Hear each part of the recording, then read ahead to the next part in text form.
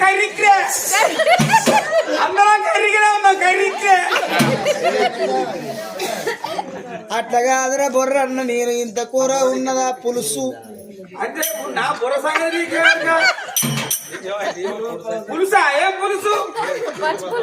కూర కూర ఓ బొచ్చడంత ఉన్నది సాంబార్ ఉన్నది మటన్ ఉన్నది చికెన్ ఉన్నది బుడ బుడ బుడ బుడ బొమ్మదాన్ని పట్టుకొని పోయి ఓ కర్రీ కూడా ఇల్లే నువ్వు ఇల్లంటే మన తల్లు అంటారు అమ్మా ఓ